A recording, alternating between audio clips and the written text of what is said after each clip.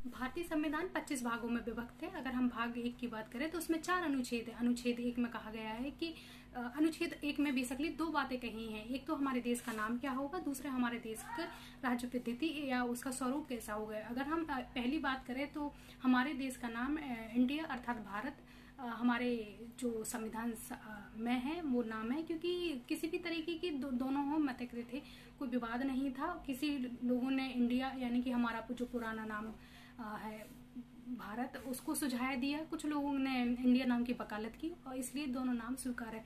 दूसरी की अगर हम बात करें तो इंडिया का जो स्वरूप है वो संघीय है। हमारा जो संघ है वो राज्यों का समूह ना होकर राज्यों का संघ है। क्योंकि अम्बेडकर जी की बात करें तो उन्होंने इस पे 2 बात की हैं। एक तो हमारा देश किसी भी राज्य के आपसी समझौते का संग नहीं है। दूसरा हमारा राज्यों के पास ना ही कोई इतनी पावर है कि वो हमारे देश से अलग हो सके।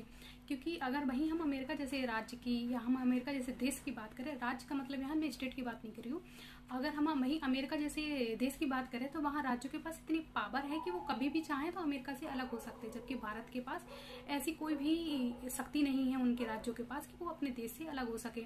जब संविधान सभा के जब हमारा देश अलग हुआ और जब संविधान सभा में देश के राज्यों के एकीकरण की बात थी तो लगभग 552 रियासतें थी जो हमारे देश में मिल चुकी थी।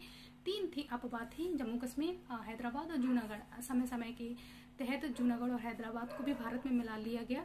और फिलहाल 19 की बात करें तो जम्मू कश्मीर भी पूर्ण राज्य का दर्जा देके इस भारत का एक अभिन्न अंग माना गया।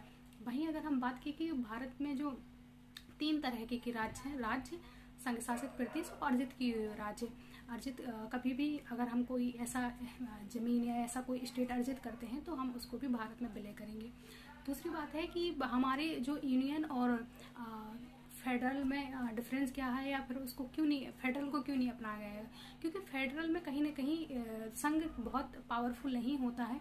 और जब उस समय की अगर हम परिस्थिति को देखें, जब हमारा देश एक विभाजन से पहले से जूझ रहा था, अगर हम फेडरल लगते तो कहीं ना कहीं वैसे भी 3 ऐसे राज्य थे, जम्मू कश्मीर, हैदराबाद, जूनागढ़, और बहुत से ऐसे भी राज्य थे जो भाषा के तौर पर भी अलग होना चाहते थे।